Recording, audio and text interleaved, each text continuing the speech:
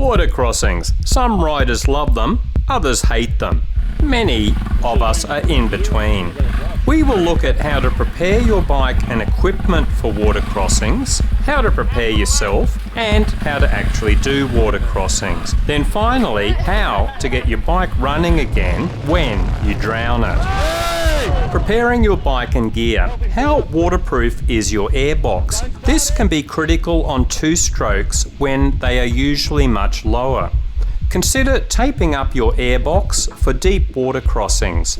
Remember to keep the airbox drain plug clear so water can run back out again. If you do modify your airbox for more air intake, only drill holes at the very top, not the side. Some dirt bikes tend to stall in water crossings once the breather hoses are underwater. Research your model and see if they should be rerouted into your airbox or elsewhere. Carry enough tools to fix your bike if it drowns.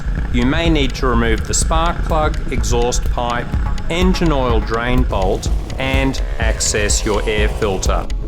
Also, a little spray can of water dispersant like WD-40 can be handy for electrics and wet spark plugs. Also, a waterproof Ziploc bag is handy for any cameras, phones, and car keys. Okay, preparing yourself. A lot of guys drown their bikes because they have poor balance, tend to sit all the time, and aren't used to unpredictable terrain like rocks, sand, mud, and wet logs.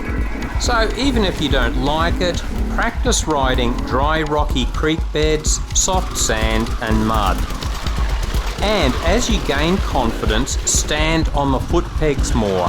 Then your body is no longer dead meat on the seat, but you can use your whole body to maintain balance and absorb bumps. And of course, when you stand up with water crossings, you can see the bottom better. Here is the default standing body position. For water crossings and other unpredictable terrain, you'll actually position your body slightly more to the rear. This keeps the rear wheel weighted for traction and the front wheel light, so it's deflected less by underwater obstacles.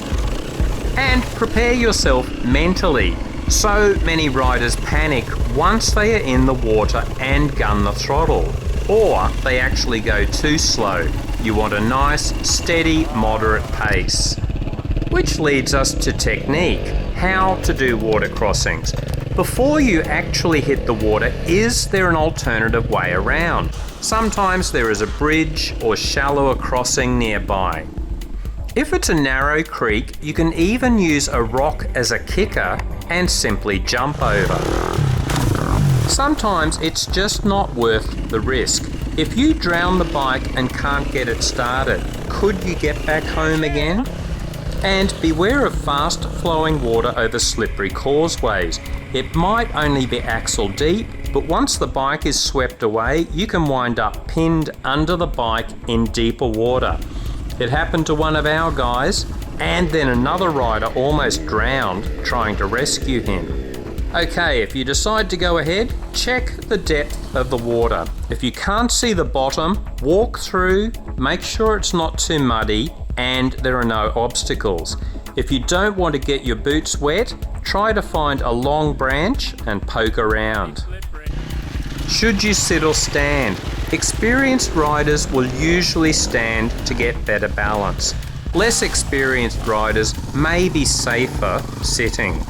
Some guys keep their legs in the air to keep their boots dry.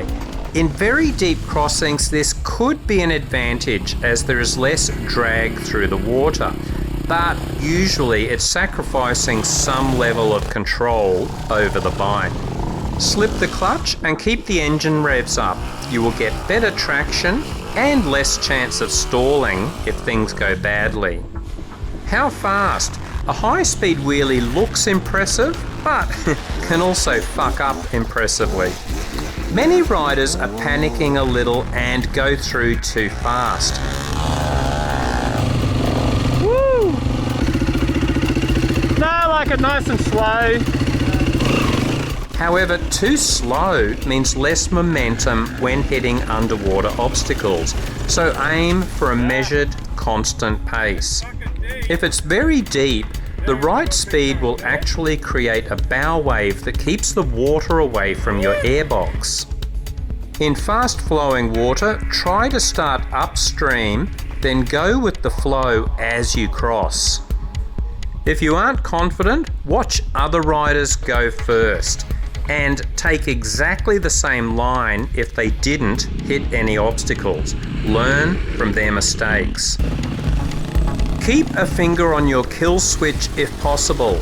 Tell yourself if the bike is going down, you won't try that last handful of throttle.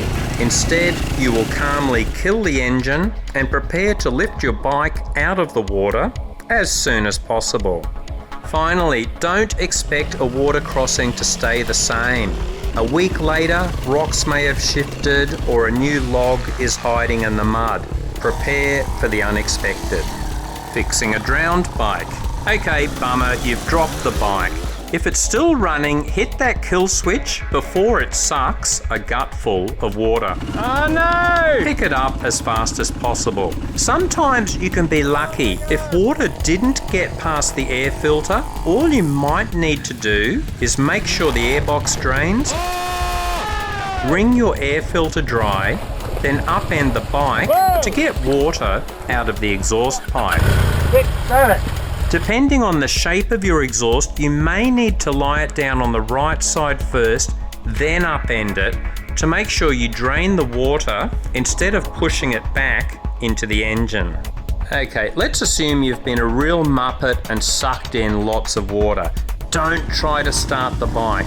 Water does not compress and you could bend your con rod and do major damage. Drain the airbox and squeeze the air filter dry. Drain the exhaust pipe by upending the bike or removing it. Remove the spark plug and dry it. Remove the fuel tank or block the overflow tube if needed. Then turn the bike upside down, put the bike in gear and cycle the engine. Once you think all the water is removed, get the bike upright, pour a little bit of fuel in the spark plug hole. If you have a carburetor, turn the fuel off and drain your float bowl. On 4 strokes, consider loosening the engine oil drain bolt to see if any water comes out. Water is heavier than oil, so just tighten it up once you see engine oil seeping out instead of water. Apply choke when starting. The bike is cold and also if a water drop is blocking the main jet, you'll get extra revs to suck the water through. Okay, now if you're on a 2-stroke, you can probably keep riding all day. Just remember to check the transmission oil when you get home in case water got in through the vent. But with a 4-stroke, change that oil immediately if possible. If you can't, many suggest riding for at least an hour to evaporate any moisture inside the engine to prevent rust. Of course, all of this assumes you have sucked in relatively clean water. If it was very muddy, it's probably best not to start the engine at all. You risk major damage. When you get home, you can flush your engine oil several times with cheap oil if water did get inside. Spray something like WD-40 into all your electrical connections to prevent corrosion. This is just a general guide, of course. Very keen to hear your comments and other suggestions, so leave them below and get into it. Good luck, guys.